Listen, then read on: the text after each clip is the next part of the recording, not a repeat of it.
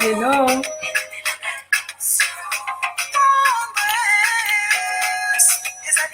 Bonjour, bonjour. Bonjour la famille. Bonjour Otité. Bonjour Léa, Samuel. Bonjour. Ah, c'est vrai que chez vous, c'est le soir. Bonsoir Suzanne.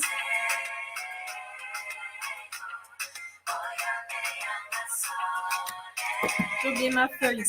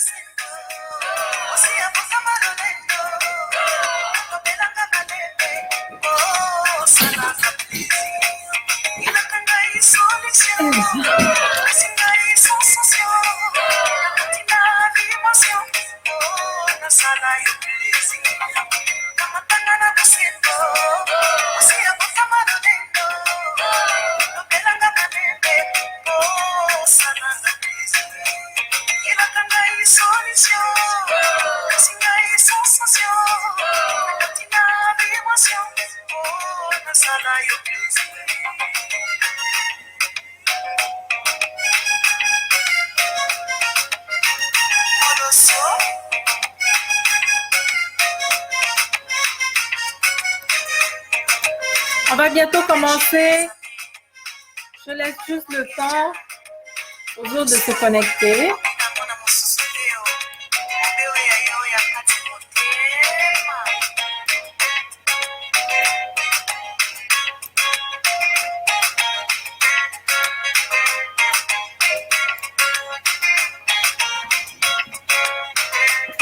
Bon.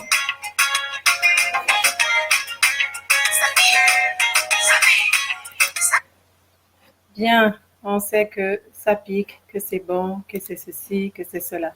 Ok, la famille.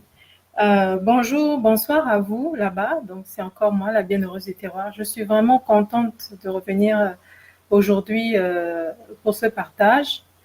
Vous avez vu, mon ordinateur fonctionne. Yes! Par contre, je ne sais pas si vous m'entendez bien. Est-ce que vous m'entendez? Normalement, ça devrait être bon là. Est-ce que vous m'entendez? Comme ça, on va commencer. On connaît la botte, hein. Je sais que tout le monde n'est pas disponible et puis il y a sûrement plein d'autres choses. On partagera, on verra. Ils prendront ça après. OK? Après, je vais filer dans d'autres cours.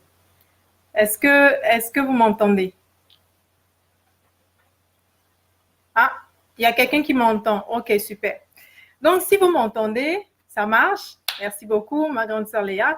Aujourd'hui, on va parler de quoi, en gros?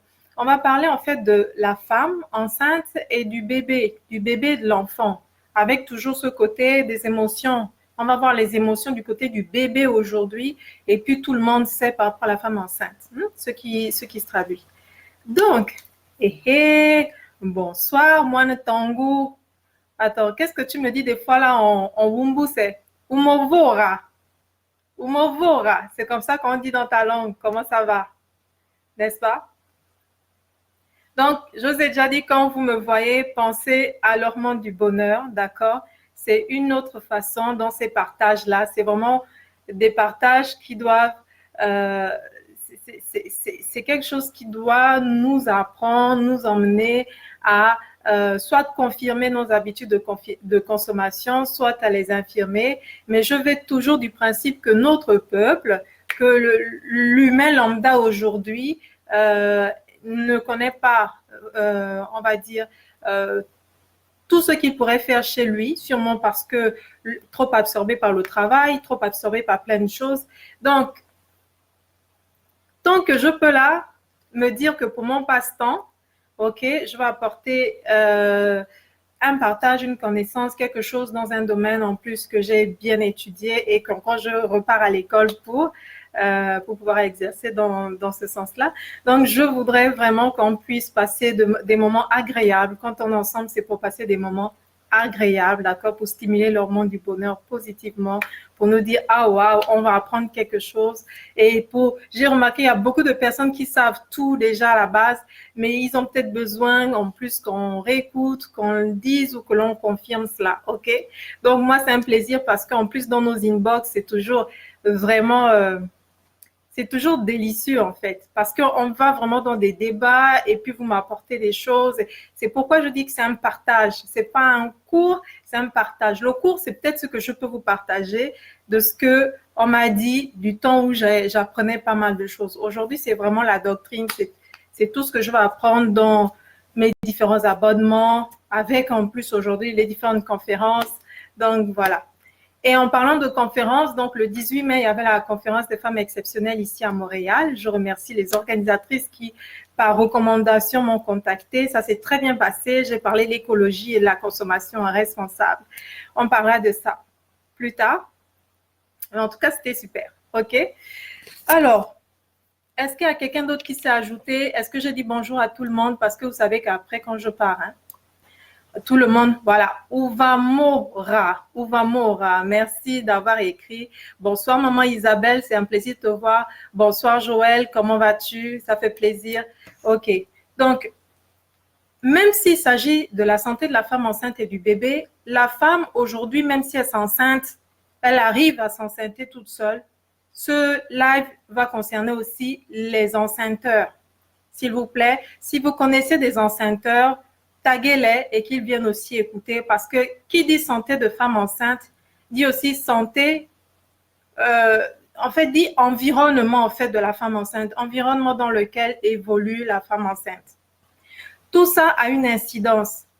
Si vous pensez aux poupées russes, la famille, vous voyez comment ça s'imbrique. Donc, la plus grosse à l'intérieur, plutôt à l'extérieur, on va dire, va avoir par rapport à son environnement, va influencer la poupée qui sera à l'intérieur. La poupée qui est à l'intérieur va influencer la poupée qui sera encore plus bas. La poupée, et c'est comme ça que on a des générations entières de personnes qui sont alcooliques, des personnes qui sont dépressives, des personnes qui sont, moi je vous le dis, si vous ne le saviez pas, la bordellerie, ça se transmet dans les dettes transgénérationnelles. Donc, on va parler de tout ça aujourd'hui. Là, vous m'entendez? OK. Alors, oh, merci. Donc, taguer les enceinteurs parce que la santé de la femme enceinte a une influence sur la santé de l'enfant, sur la santé du bébé, sur la santé du futur citoyen que sera cet enfant, sur la santé de l'enfant de ce futur citoyen. Donc, pour commencer, là, je vais vraiment commencer et puis au fur et à mesure, quand je vais faire stop, d'accord, je vais prendre vos questions. On fait comme ça, la famille. À chaque fois que je vais changer d'idée, je vais regarder vos questions par rapport aux idées. OK? Parce que vos questions aussi m'aident, moi. OK, super. Bienvenue aux enceinteurs. Vous êtes les très bienvenus à ce live, d'accord? Si vous connaissez d'autres enceinteurs publics ou privés, veuillez les taguer, qui viennent écouter parce qu'on va parler de la santé de la femme enceinte, de la santé en fait de toute une génération qui va partir de votre minuscule semence. Merci, s'il vous plaît, de taguer les potentiels enceinteurs que vous connaissez, les potentiels mamans également. OK? Très bien. Alors, on va commencer. Quand une femme est enceinte, d'accord, on va du principe, d'accord, que c'est deux hommes. On va du principe que c'est deux êtres humains, d'accord, qui ont décidé d'avoir un enfant ou tout simplement d'avoir des rapports, d'accord, et Pardon. Et ils ont décidé, ces êtres humains, donc un homme, une femme, ont décidé d'avoir des rapports et acceptent d'assumer les conséquences. OK? C'est un événement heureux qui va en découler. Tous les événements heureux qui font suite à un rapport sexuel, c'est pas forcément un enfant, donc ça peut être autre chose également. D'accord? Donc, pour circoncire mon propos aujourd'hui, on va vraiment parler de la femme qui est déjà enceinte. Sinon, ce sera jamais court. Et le docteur qui devait être là n'est pas là. Si jamais il me contacte, à la limite, je lui dirai de venir me retrouver à la maison.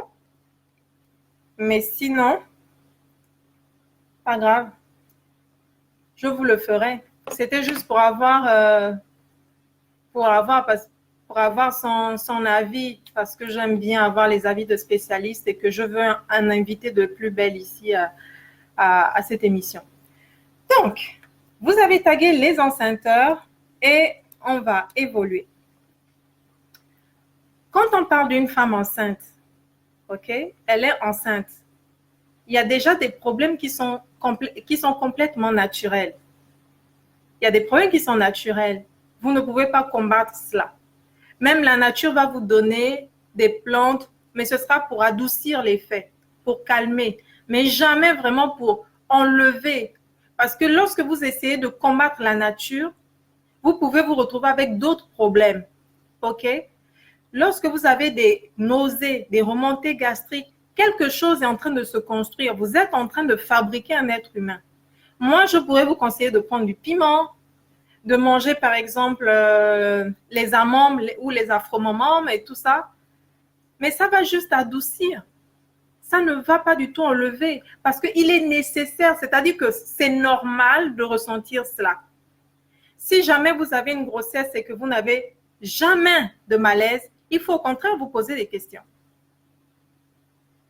Parce que vous portez la vie en vous et c'est normal à des moments et à d'autres de sentir la vie qui se transforme en vous. Quand on te touche là, tu as mal, tu n'es pas un être insensible, donc tu vas le sentir. Bon, je vais vous dire quelque chose aussi. On va commencer par la femme enceinte, ensuite on va parler de l'enfant. OK? Donc, quand la femme, elle est enceinte, qu'est-ce qui se passe? Il y a une construction de bébé. Et c'est tellement simple à comprendre. La femme, elle va donner son capital santé à l'enfant. En d'autres termes, si elle a une santé de qualité, elle va transmettre à son enfant aussi des choses de qualité. Si elle se nourrit avec des choses de qualité, la construction de l'enfant va se faire avec des matériaux de qualité. Ça veut dire que si la maman se nourrit avec les boîtes de conserve, la nourriture transformée, des choses qui sont vraiment qui peuvent conduire à une acidose, c'est tout à fait normal que l'enfant aussi en pâtisse. Que plus tard, vous vous retrouviez avec des problèmes d'allergie, des problèmes de maladies auto-immunes, parce qu'il ne s'est pas construit avec des matériaux de qualité. Il faut savoir que jusqu'à la Seconde Guerre mondiale, là, tout ce que l'on mangeait en Afrique, en Europe, était bio. Tout ce que l'on mangeait était bio. Le fait d'avoir étudié même les différents blés, les différentes variétés du blé, d'en avoir fabriqué dans les laboratoires et d'avoir massivement produit, ça a emmené énormément de maladies auto-immunes, beaucoup de maladies dans la société occidentale. D'accord? Mais jusqu'à la Seconde Guerre mondiale, que ce soit au Gabon, que ce soit ailleurs, là en Occident, je suis obligée de parler d'Afrique parce qu'on a un peu le déversoir de toutes ces conserves-là. Donc, si vous vous nourrissez avec la nourriture que vous avez dans votre jardin ou de la plantation ou d'un producteur, vous allez avoir des nutriments de qualité. Maintenant, je vais faire cet aparté pour expliquer comment les engrais, les fongicides vont passer de l'aliment à vous. C'était le deuxième live lorsque j'ai commencé cette chaîne. Lorsque vous allez mettre un engrais, s'il n'est pas naturel, un engrais chimique sur vos plantes, la plante est faite de telle sorte qu'elle va absorber ses nutriments pour se construire. Ça va se faire par les racines.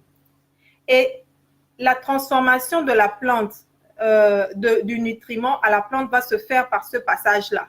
Et c'est la plante qui va nous redonner maintenant tous les nutriments qu'elle a puisés dans le sol et au-dessus du sol. Que vous mettiez les cacas de poule, la fiente de poule, de mouton, tout ça, c'est super. De l'herbe séchée, des purins, ça c'est bien.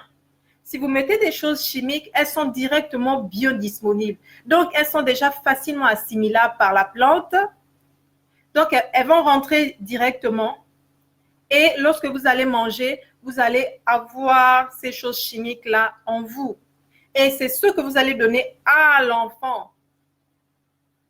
Il y a beaucoup de maladies qu'on n'avait pas avant et que l'on a aujourd'hui. Beaucoup vont partir de la Seconde Guerre mondiale. Même s'il y avait des faits qui étaient rares, aujourd'hui, c'est beaucoup plus accentué. OK? La maman, en se nourrissant de choses de qualité, va donner donc un capital santé de qualité à son bébé. C'est vraiment direct. OK? Et j'en veux pour preuve que dans certains malaises que vous allez ressentir, c'est parce que vous avez tellement puisé en vous pour la construction du bébé que finalement, il ne vous reste pas grand-chose. C'est ça ce qui se passe. Les mamans qui vont avoir des problèmes émotionnels, c'est souvent lié à une carence en calcium. Même lorsque vous venez d'accoucher, vous allez souffrir par exemple du baby blues. Le psychologue qui était invité était très bien placé pour vous expliquer ça. Mais au niveau médical, d'accord, de ce que j'écoute, de ce que j'ai appris, c'est vraiment le manque de calcium qui accentue cela. Moi, je me souviens enceinte de mon premier fils, j'aimais manger la glace. Le givre du congélateur, là, je mangeais ça. Et je faisais venir même d'autres maisons du voisinage quand je n'en avais plus. C'était une carence en d'autres oligo-éléments. Vous voyez? Donc, les symptômes sont là pour nous rappeler une certaine carence parce que lorsque vous êtes enceinte, la nature est bien faite. On va d'abord pomper dans vos os, pomper en vous, pomper dans tout ce que vous avez pour construire un être humain parce que la priorité est vraiment donnée à cet être humain-là qui est en construction. Et si vous ne vous nourrissez pas bien, de manière équilibrée, malheureusement, vous allez ressentir, donc, vous allez avoir ces problèmes-là. Alors, la maman, elle va transmettre quoi à l'enfant? La maman, elle va transmettre à l'enfant le capital minéral. Il faut savoir que les minéraux, on va dire manganèse, calcium, cuivre, le potassium, tout ça va être nécessaire pour la construction de tous les tissus, de toutes les membranes, de tous les os du bébé. Donc, tous les symptômes que vous avez là et autres, pensez seulement aux oligo-éléments, aux minéraux, parce que les minéraux vont se retrouver partout. C'est-à-dire, pour qu'il y ait ta peau là, la peau du bébé, il faut des minéraux. Pour qu'il y ait des membranes là, interstitielles, il faut qu'il y ait des minéraux. Pour qu'il y ait des os, il faut des minéraux. Donc, si vous faites une carence en minéraux, c'est normal que vous n'alliez pas bien. Moi, je me souviens que je prenais des compléments alimentaires. On sait que les 3 premiers mois, il y en a qui sont vraiment bien, des compléments alimentaires vraiment complets parce que je manquais de pas mal de choses. OK? Et il y a l'acide folique qui est vraiment bien pour la construction du cerveau du fœtus. C'est bien, je pense, les 4 premiers mois, l'acide folique. L'acide folique, vous allez le retrouver facilement dans les produits verts. Si vous prenez votre folon, vous prenez votre chani, vous prenez vos feuilles de manioc, vous prenez la laitue, ça va être riche en acide folique. Vous voyez, non?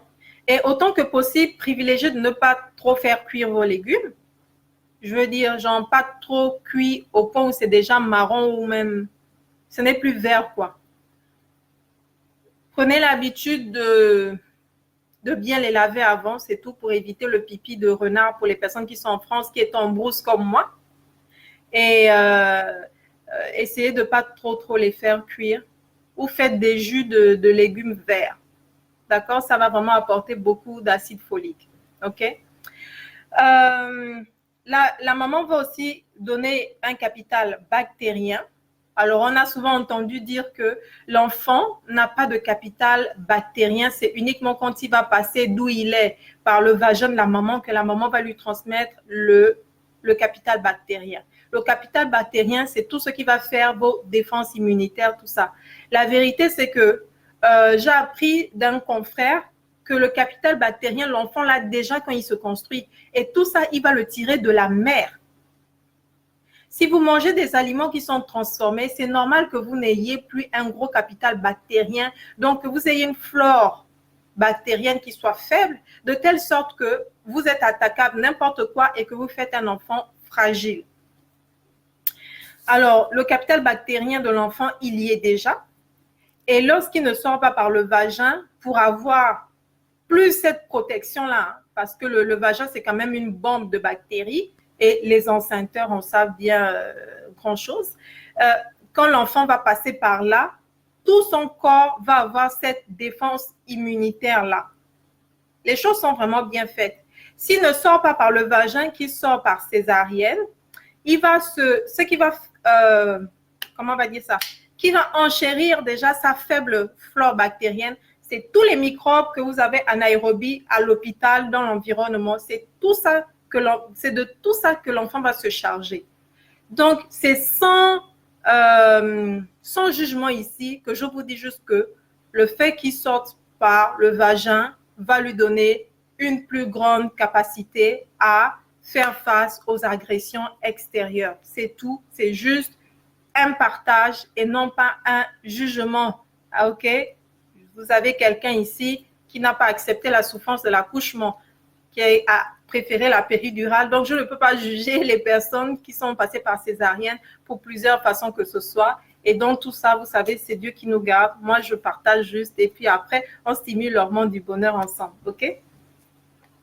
Donc, à part cela, comme je l'ai dit, la barrière bactérienne, donc c'est la peau, c'est tout ce qu'il va avoir autour des bronches, c'est ça. Ce qui fait que lorsque votre enfant a des allergies et qu'il est né, l'allergie, c'est tout simplement une perméabilité. Et s'il y a une perméabilité, ça veut dire qu'il y a votre système immunitaire qui n'a pas été fort. Quand il y a allergie, c'est qu'il y a consommation de quelque chose qui est rejeté par votre corps.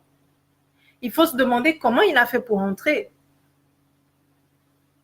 Comment il a fait pour entrer? Eh bien, c'est parce qu'il y a une déficience immunitaire à un moment ou à un autre.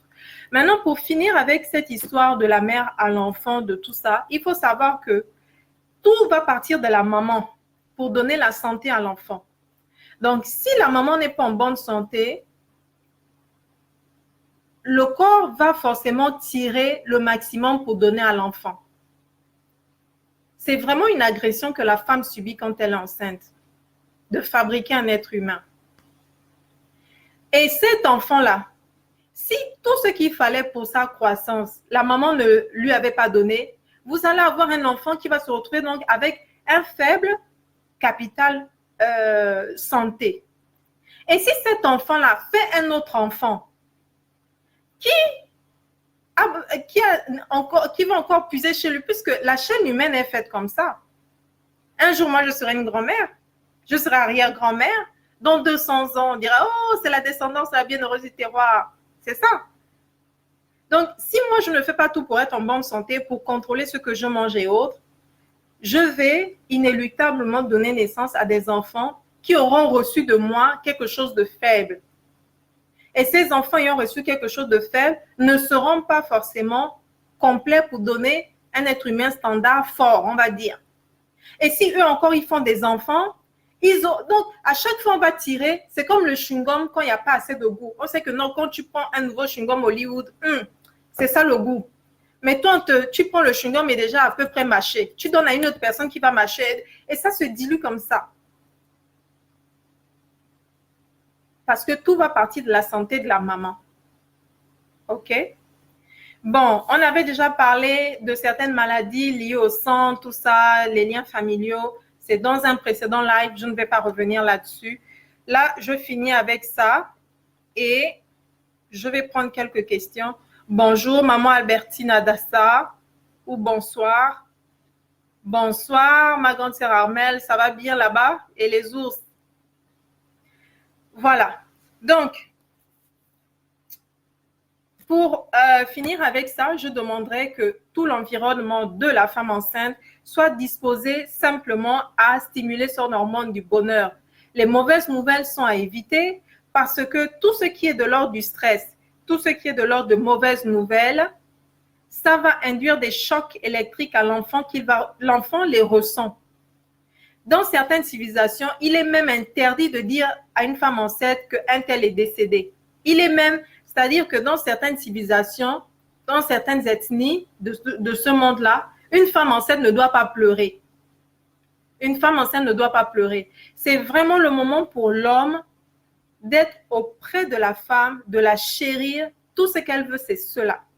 Et quand je vais vous parler de la santé mentale de l'enfant, ce qui arrive dans les 2 futures minutes, vous allez comprendre comment c'est nous-mêmes des fois qui créons malheureusement le poison qui nuit à notre société dans les fléaux urbains ou autres. Qu'est-ce que vous croyez de la reproduction des classes?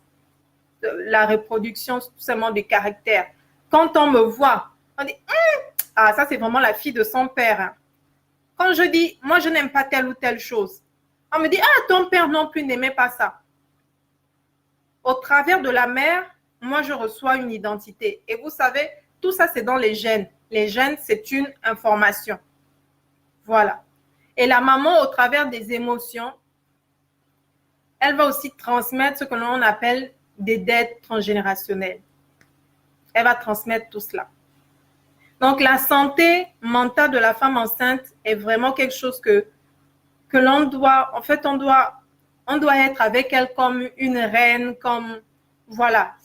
Et quand elle dit, par exemple, qu'elle veut manger telle ou telle chose, il faut le lui donner. Ce n'est pas un caprice. C'est parce que le corps est tellement complexe, c'est un bel ordinateur, qu'en général, quand tu veux de quelque chose, comme je l'ai dit précédemment, c'est parce qu'il te manque un élément, un nutriment important que seule cette chose-là peut te donner. Le goût a une mémoire. Les goûts ont derrière des choses attachées. Quand on pense à l'acidité, des fois on pense à la vitamine C ou à ce qui en découle, n'est-ce pas? Alors, là, il n'y a pas de question. Non. Il n'y en a pas? OK. Donc, maintenant, on va parler d'astuces que je peux vous donner avant d'aller du côté de la femme du bébé.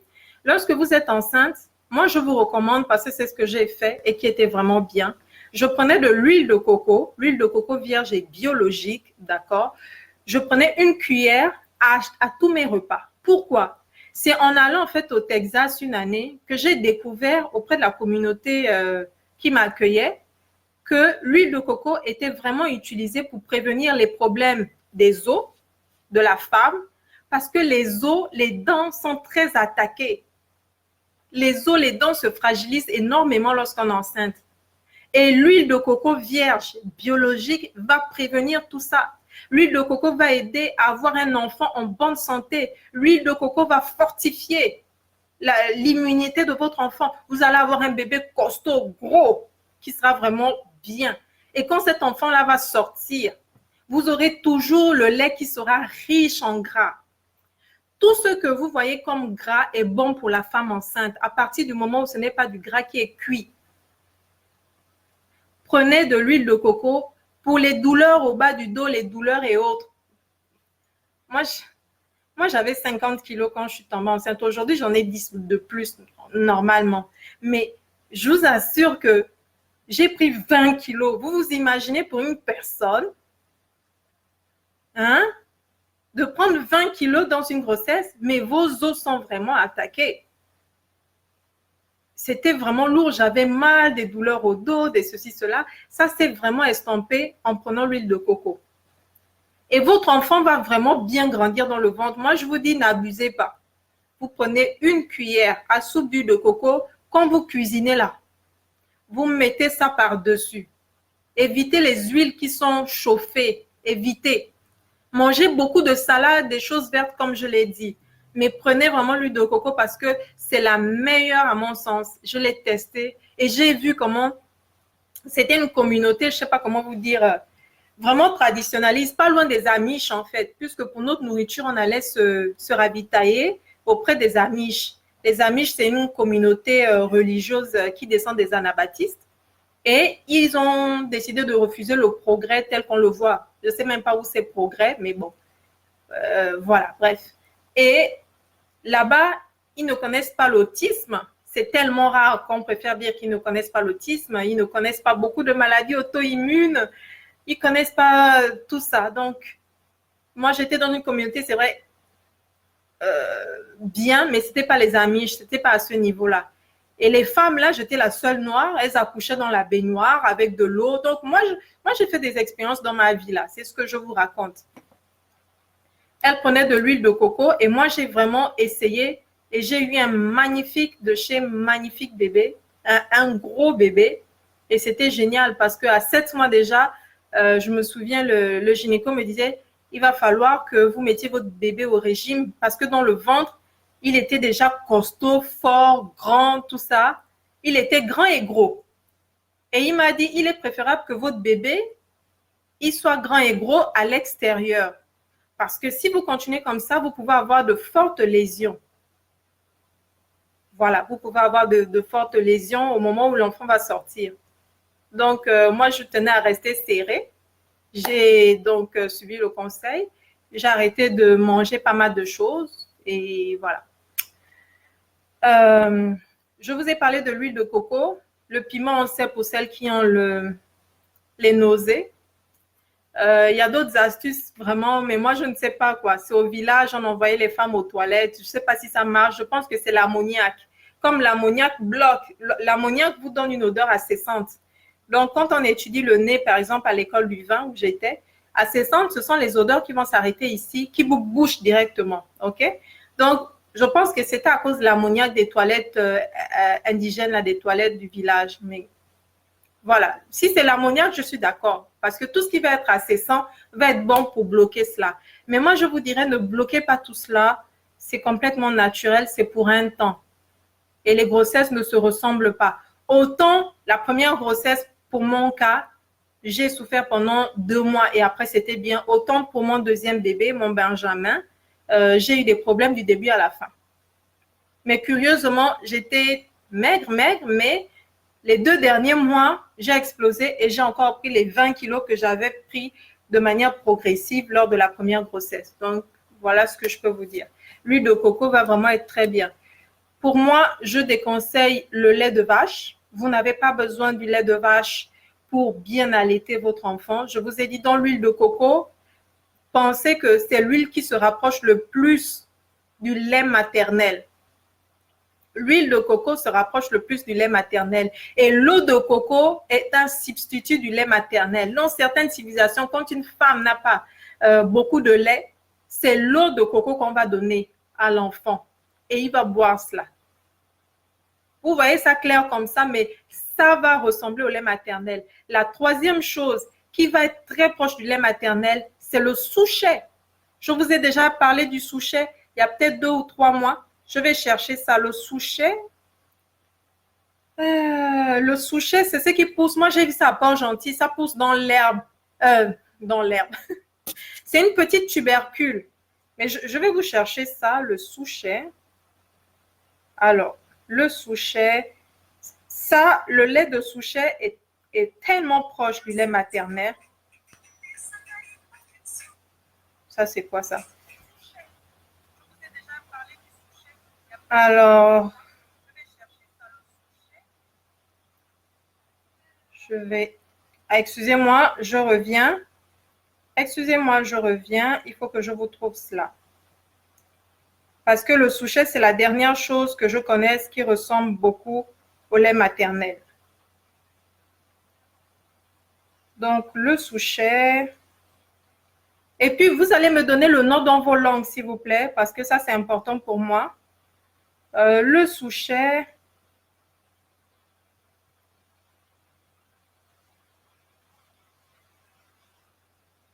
Avec le téléphone. Le souchet, ça va être ça.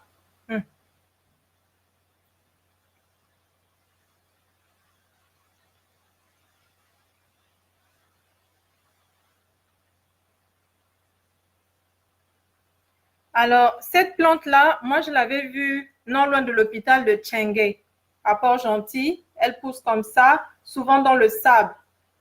Le lait de souchet, donc les tubercules, là, vous les écrasez, vous mettez au mixeur, vous mettez de l'eau. Ça, c'est proche du lait maternel. C'est ce qui fait concurrence à l'eau de coco. Est-ce qu'il y a quelques-uns qui reconnaissent un peu ce que c'est? Oula. Donc, quand vous allez enlever le souchet, il y a des petites, comme des petites graines, mais ce n'est pas des graines. Au niveau botanique, en fait, on appelle ça, c'est une tubercule. C'est plus proche d'une tubercule que d'une graine. Ce n'est pas une graine. Voilà. Maintenant, j'espère que vous voyez vraiment. Si vous connaissez le nom, mettez le nom dans vos langues. Mettez le nom dans vos langues, s'il vous plaît, qu'on puisse en apprendre.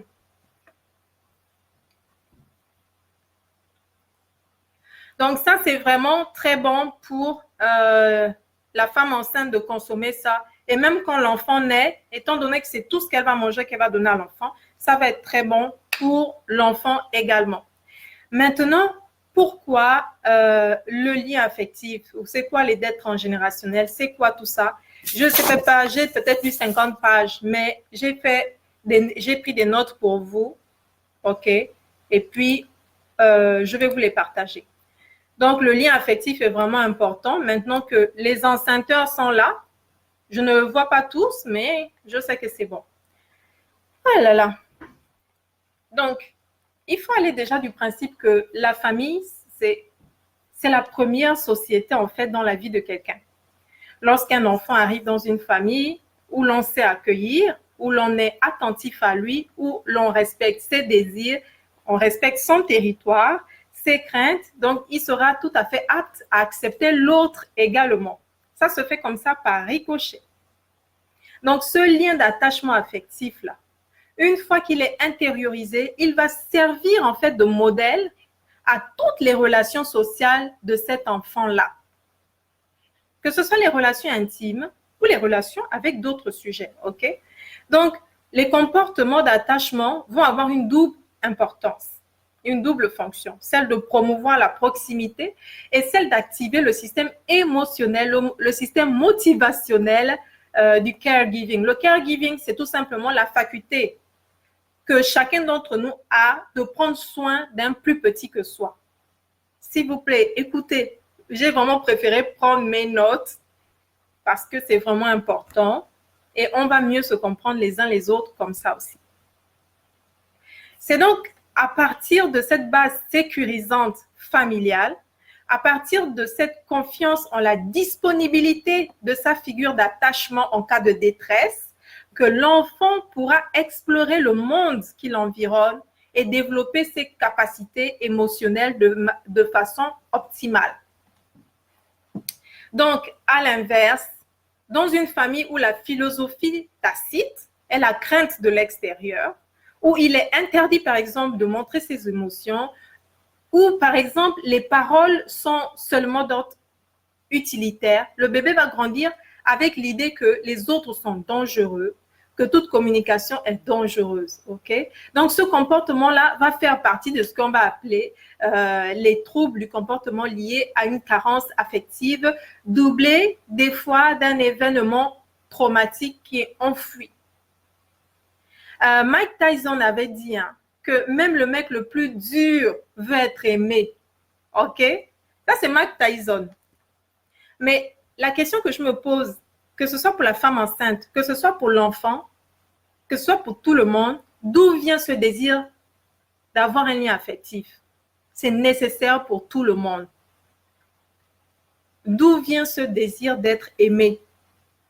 Parce que quand on va parler des émotions, vous allez voir que quand une personne a confiance en elle, qu'elle est bien dans sa tête, qu'elle a une bonne structure, qu'elle vient d'une bonne structure, elle est équilibrée. Et même dans sa vie, oh là là, vous restez jusqu'à la fin, c'est tout. Donc là, je vais maintenant vous parler de l'origine du concept de l'attachement. En fait, je suis tombée sur une étude vraiment intéressante. C'était magnifique. Je pense qu'il y a 2 ans quand je suis tombée là-dessus, c'était waouh. Ah, il y a 3 ans. Et je suis repartie vraiment pour vous faire le résumé là. Ça me plaît, ça. Ça me plaît. je peux mettre les mêmes vêtements tous les jours, mais tant que j'achète mes trucs, je reçois mes journaux et autres, je suis vraiment contente, je vais assister à des trucs. Moi, ça, c'est mon hormone du bonheur. Donc, à la demande, en fait, de l'Organisation mondiale de la santé, l'OMS, il y a le docteur, en fait, Bowlby. Je suis obligée d'écrire son nom parce que je ne comprenais pas. Donc, Bowlby. En anglais, j'entendais seulement Bobby, mais bon. Il a réalisé des travaux, en fait, d'observation sur la santé mentale des enfants sans foyer au lendemain de la Seconde Guerre mondiale. Et en fait, il a montré l'importance capitale de la nécessité d'une relation chaleureuse, intime et continue entre l'enfant et sa figure maternelle. Il a pu montrer que cette absence de lien affectif-là a des conséquences psychologiques chez l'enfant, comme une absence de concentration intellectuelle, une inaccessibilité à l'autre ou encore une absence de réactivité émotionnelle.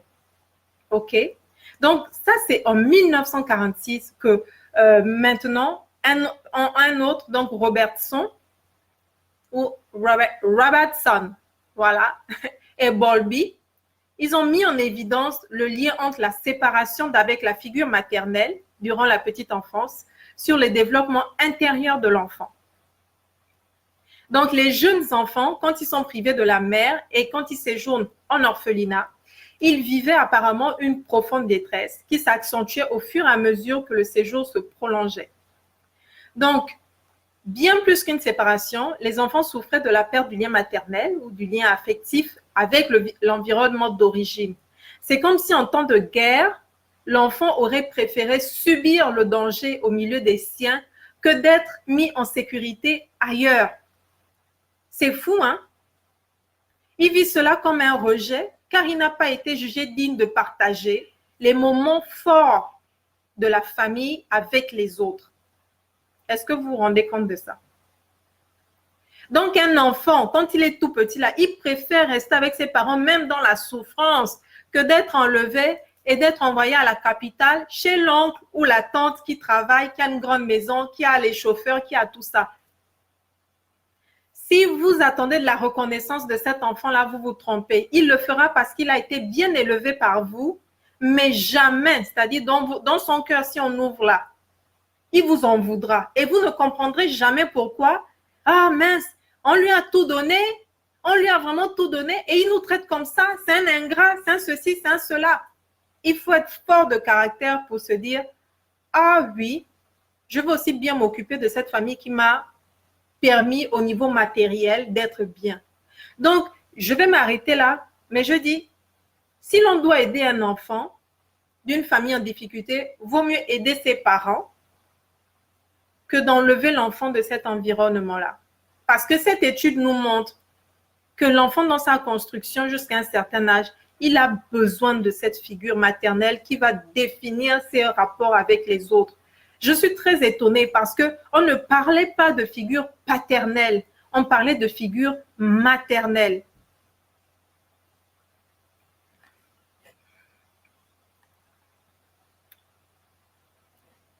Ok, donc je peux continuer. Si nous les enceinteurs, toi tu es quoi? Dambélé, et voir qui dit si nous les enceinteurs, tu es. Si nous sommes les enceinteurs, j'imagine que c'est ce que tu voulais écrire. Lol de lol. Ah là là.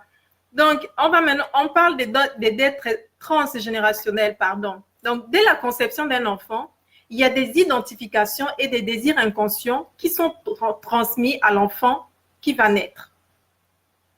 Donc, vous voyez que même quelqu'un qui n'est pas encore né, il est juste dans le ventre, juste à sa conception-là, il y a déjà des identifications et des désirs inconscients qui lui sont transmis. Donc, tout ça là, ça peut être contradictoire avec les désirs conscients qui sont formulés par les parents. C'est un moment assez comme ça. Mais il faut comprendre que l'affaire que l'on va dire, les dettes transgénérationnelles là, que l'on va recevoir, c'est comme une source de résistance en nous. C'est dans le fond ce que l'on aura reçu. Moi, je pense que le fait que j'ai été aquaphobe par le début, j'avais peur de l'eau, que c'est quelque chose qui dépasse même ma mère, parce que ma mère était vraiment aquaphobe. Et moi, je suis née en ayant peur de l'eau. Est-ce que vous comprenez ça? Mais il paraît déjà que dans notre histoire de mon ethnie, j'ai lu un livre là, mais dingue. Un livre qui retrace en fait les guerres d'invasion des Obamba contre les Ndoumou et les Bakanigi, les peuples du sud du Gabon, qui étaient le long de l'Ogoué, l'Ogoué et ses affluents. Eh bien, dites-vous que lorsque les guerriers Obamba arrivaient, tous les peuples qui habitaient sur les côtes là, ils n'avaient la vie sauve que parce que eux ils savaient nager et que les Obamba avaient une peur terrible de l'eau. Je ne sais pas si c'est à cause des médicaments qu'ils faisaient avant d'aller en guerre, que c'était un interdit pour eux d'aller à l'eau, mais je connais donc presque toute ma famille. Les gens ont peur de l'eau, les gens n'aiment pas la nage. Il y a comme toujours eu autour de nous la peur de l'eau. Et moi, c'est après un certain processus au niveau de mes convictions religieuses que vraiment il y a eu une véritable réconciliation avec l'eau. Mais même maman ne savait pas comment expliquer cela. Et lorsque je suis tombée sur ce bout d'histoire-là de mon peuple, je me suis dit, oh, waouh! Et le prêtre qui relate cela dit bien que parce que les guerriers Obamba ne savaient pas nager, c'était des gens qui combattaient sur terre. Et la forêt n'avait pas de secret pour nous, mais tout ce qui concernait l'eau, les autres étaient obligés d'aller de l'autre côté. Voilà. Alors, on revient donc à nos dettes transgénérationnelles. D'accord? Donc, l'histoire familiale ne peut pas être écartée de la vie de chacun de nous. L'histoire familiale, notre ADN est toujours en construction. C'est une source d'information. Donc, l'histoire familiale ne peut pas être écartée de chacun de nous. Nous sommes vraiment comme des prisonniers. Ça, c'est ce qui ressort de cette étude-là. Nous sommes des prisonniers de notre inconscient et de notre ascendance, de ce que nos ascendants ont pu faire. D'accord? De ce que nos ascendants ont pu faire. Nous sommes vraiment inconscients. Même ce que l'on va dire, les valeurs morales fortes, des choses comme ça va avoir une origine directe avec nos ascendances. Et ça va faire un terrain favorable pour telle ou telle chose. C'est comme ça. Donc, une prise de conscience, c'est le commencement de la libération ou le commencement de l'amélioration. Vous voyez? Donc, il y a Laurent Bourguignon qui est psychothérapeute. Je le lisais pas mal quand j'étais en France. Il a dit que nous continuons la chaîne générationnelle et nous payons les dettes du passé. Tant qu'on n'a pas effacé l'ardoise, une loyauté invisible nous pousse à répéter que nous le voulions ou non, que nous le fassions ou non, que nous le rejetions ou non, que nous le combattions ou non, on est toujours poussé à répéter la situation agréable ou l'événement traumatique. Pourtant, nous pouvons sortir de la répétition et reconquérir notre liberté. Ce ne sera pas facile, mais c'est ça à faire. Et mon propos aujourd'hui, c'est que chacun de nous soit responsable de ses actes, de ce qu'il fait, autant à l'extérieur, à l'intérieur, ce qu'il mange et autres, parce que tout ça, on le transmet. Ça passe du père au rapport avec la mère et la mère à l'enfant. C'est comme ça. Donc, avant même de dire que j'ai bien élevé mon enfant, je ne le comprends plus, vous avez une responsabilité. Donc, nous pouvons vivre notre vie et non celle des parents, celle des frères décédés ou de tout ce qu'on a pu faire à notre insu ou que nous savons. C'est vraiment possible, mais c'est vraiment la prise de conscience qui est le commencement de la libération, ok? Voilà. Il y a des liens complexes qui sont là, c'est vrai, mais ces liens complexes sont souvent vécus ou pressentis dans le secret où réside en nous là le non-dit, l'impensé ou comme eux-mêmes, le psychothérapeute la disait, l'indicible. Voilà. Ça, c'est maintenant mon gros mot, l'indicible. OK. Alors, la loyauté familiale va expliquer les dettes familiales. Mais je vous assure que les noms de ces chercheurs-là, je ne sais pas si c'était pour m'embêter, mais je vais essayer de vous lire ça parce que quand même j'ai noté. Donc, c'est Ivan Bozormenienagi. Ivan Bozormenienagi. C'est un psychiatre américain, ok?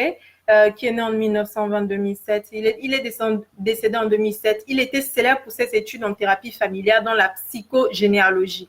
OK? Donc, pour lui, il explique qu'en fait, la loyauté est une force régulatrice des systèmes dans la famille.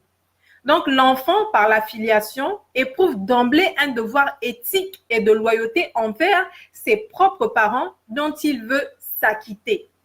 C'est une loyauté qui est existentielle. Chaque individu va recevoir un héritage avant même sa naissance. Donc, je vous dis des choses là, c'est pas l'onganga, c'est que c'est prouvé scientifiquement. OK?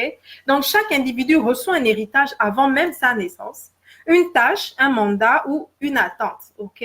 Donc, ce legs-là va lui permettre de constituer un patrimoine pour créer quelque chose de nouveau à partir du passé qu'il va hériter. Ce qui est reçu va devenir donc comme une éthique et que lui va restituer. Voilà en fait notre responsabilité, ce que nous, on lègue à nos enfants. C'est pourquoi moi j'aime bien, hein. Moi j'ai dit que je ne suis pas venue, je ne fais pas du prosélytisme et autres, mais quand on dit de couper les liens, des choses comme ça, c'est vraiment bon. Parce que on veut que nos enfants, on veut vivre notre vie et pas avec les dettes du passé. Ça, ce sont les blancs là, les études dont je vous parle là, ce sont les blancs là, les conférences, des choses comme ça. Pour l'instant, moi je pars à des études, des trucs, ce sont les blancs qui parlent, c'est pas l'onganga. L'Oganga, c'est bien, mais je veux dire, vous comprenez, le charlatan. On va dire le charlatan. OK? Donc, ce qui n'est pas reçu, alors, ça va devenir un devoir éthique qui n'est pas obligé de restituer. Maintenant, on évolue sur la loyauté clivée des enfants adoptifs. Ah, donc j'avais même noté ça pour vous, l'affaire des enfants adoptifs. OK? Donc, on va parler de loyauté clivée, en fait, lorsqu'une personne ne peut pas être loyale, qu'étant déloyale à une autre famille. S'il vous plaît, nous évoluons au Gabon dans un système où on a l'habitude de garder les enfants des autres et tout, et puis voilà. Moi qui vous parle, j'ai été gardée. Mais on doit comprendre, c'est-à-dire que je fais juste un partage. Et après, lorsque vous aidez, comme je veux dire, n'attendez juste rien en retour. Parce que ça va être difficile pour l'enfant que vous gardez de comprendre tout ce que je suis en train de dire là. Mais vous, vous êtes déjà plus grande. Donc, à vous de faire des choses de manière tout simplement débonnaire, de ne rien attendre en retour, parce que ce que je vous explique là, psychologiquement là, comment il est chargé là, avant qu'il ne vous soit fidèle à vous, il faut qu'il soit vraiment un peu toc-toc pour délaisser sa famille d'origine pour vous suivre vous. Ou qu'il soit vraiment équilibré, genre, ou bien qu'il soit un fin politicien pour dire non, non, non, j'ai mes ambitions et tout. Il a cassé toutes les barrières là. Il a décidé de faire le lèche-bot parce qu'il sait que c'est là qu'il a son devenir. Mais tôt ou tard, il vous montrera son vrai visage. Et vous ne devez pas considérer cela comme une injure, comme une ingratitude. Parce que c'est juste normal et naturel qu'ils se conduisent ainsi. À vous de privilégier donc le rapport fréquent autant que possible avec ses parents d'origine sans chercher à prendre la place de qui que ce soit. Vous voyez? Sinon, c'est un leurre. Tant pis pour vous. Moi, je donne juste le partage. Donc, on va parler de loyauté clivée lorsqu'une personne ne peut être loyale qu'en étant déloyale à une autre. C'est un phénomène qu'on observe chez les enfants adoptés. Alors, la loyauté est alors imposée par plusieurs mécanismes de la famille d'accueil. Ces mécanismes peuvent être vécus comme une violence psychologique pour amadouer l'enfant ou pour acheter sa docilité. Pour ce faire, il faut comprendre que selon la théorie de l'attachement, l'enfant restera toujours fidèle à son milieu d'origine, très cher à son cœur. La réponse de l'enfant dans ces cas est souvent une fourberie sur le long terme contre ses parents adoptifs. C'est un trouble de l'attachement. Maintenant, c'est quoi ces troubles de l'attachement? Les troubles de l'attachement trouvent leur origine dans des événements traumatiques ou vécus dans l'enfance, voire au cours de la vie, dans l'utérus de la maman. Dans l'utérus, simplement. On sait que c'est de la maman. Pardon. Tous les enfants qui vont souffrir de troubles d'attachement mettent constamment à l'épreuve l'amour de leurs parents et les liens qu'ils ont avec eux par un processus subtil d'exigence d'attention, de manipulation, de mensonge, jusqu'à avoir avec eux des comportements agressifs et violents, surtout envers leur maman, mais parfois envers eux-mêmes aussi. Ils vont s'en vouloir eux-mêmes, ils vont se faire du mal à eux-mêmes. Dans la majorité des cas, ces comportements sont avant tout des signes de souffrance que ce lien d'attachement-là n'a pas pu fixer. OK? Maintenant, est-ce que je vais... Bon, je m'étais dit, je parle de tout ça, mais vu l'heure, OK, c'est presque la fin. Donc, l'adoption et la maltraitance de l'enfant. Donc, ça, c'est dans un article que j'ai vu ça encore. L'article relate, en fait, des problèmes en 1971. Celui-là avait observé, en fait, que l'adoption est un phénomène qui touche les classes moyennes et supérieures. Et de façon prévisible, peu de bébés adoptés apparaissent dans les études réservées aux pauvres. Mais parmi le groupe de malades aisés, comme il appelait, que les gens qui adoptent facilement, lui disait les malades aisés qu'il avait en suivi psychologique, voilà, il y avait une fréquence élevée en tout cas de cette classe-là, voilà, qui souffraient vraiment de ce que leurs enfants adoptés leur faisaient des misères. Alors, selon Steele, lui-même aussi a très bien étudié l'affaire des liens d'attachement là. Il dit que ceci peut arriver parce que la démarche d'adoption elle-même est mise en route pour solutionner le problème d'infertilité parentale. Et si les parents adoptifs ont des problèmes d'estime d'eux-mêmes, d'incompétence et le sentiment d'être imparfait, des problèmes trop profonds pour être résolus par l'adoption, eh bien, l'enfant qui est adopté est vu inconsciemment comme étant celui qui est incapable de résoudre le problème parental. Je vais me répéter.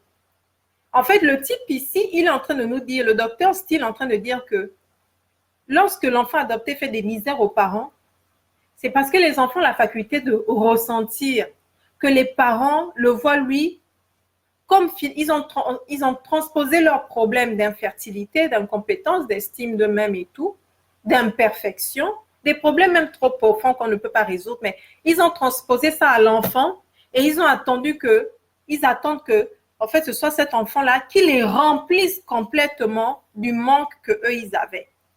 Et comme l'enfant le sent, il le sent ou il le comprend, il va essayer de résoudre le problème en les rejetant ou en leur faisant des misères. C'est-à-dire qu'il n'est donc plus un enfant satisfaisant et il court le risque élevé aussi de vivre une certaine maltraitance. Il va avoir donc des disputes dans la famille, des choses comme ça. Oh, lui, pourtant, l'a aidé. Ou voilà, il y aura ces problèmes-là. Maintenant, que dit la médecine par rapport à ces enfants, puisqu'on est à la fin? Par rapport à l'enfant, aux liens affectifs, aux émotions, tout ça. Ben, la médecine dit que le cerveau d'un enfant qui est privé de ses parents ne se développe pas normalement. Le nombre et la sensibilité des sites récepteurs d'endorphines, les produits chimiques qui sont internes, semblables à la morphine, diminuent. Ça, c'est Dosset qui le dit déjà dès 1911 et il y a Neuwenhoff qui le confirme en 1994.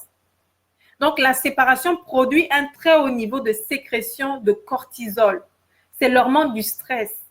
Et vous allez avoir des enfants qui vont être anxieux, qui vont être stressés et qui vont chercher à réduire ce mal-là pour sécréter l'hormone du bonheur avec autre chose. Ça peut être accro au chanvre, aux opiacés, par exemple la pornographie, voler, être un truand, ce que vous voulez.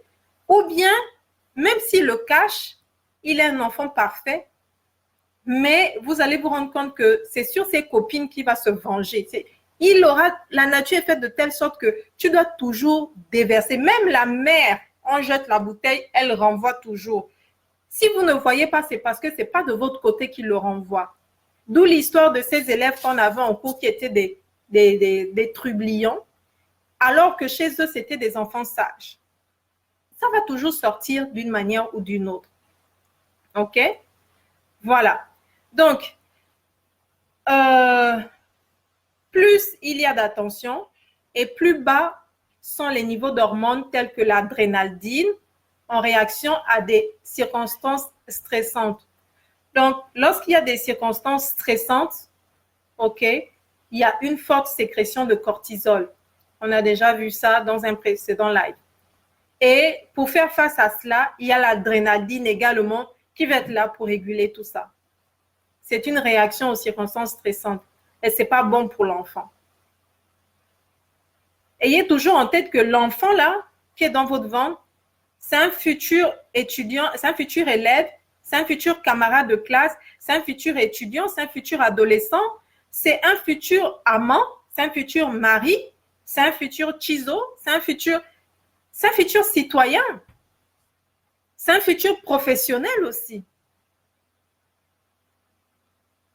Quand vous dites qu'il a le mauvais cœur, il faut savoir d'où ça vient. Donc, les gens qui réagissent très fortement au stress sont les plus exposés au risque de dépression et aux problèmes de drogue et de substances illicites, de crimes organisés. Donc, ça, c'est Nobel qui le dit en 93. Et Bowlby l'avait déjà dit en 80. OK? Sur ce, moi, j'ai fini avec ça. C'est ce que j'avais à vous dire. Je vais voir s'il y a des questions. Mais dans tous les cas, il était important que l'on parle de la santé de la femme enceinte, de la santé de l'enfant, du bébé.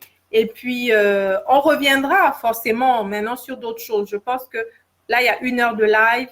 On pense à ceux qui sont au Gabon, que c'est vraiment bien. Je vais regarder s'il y a des questions. OK?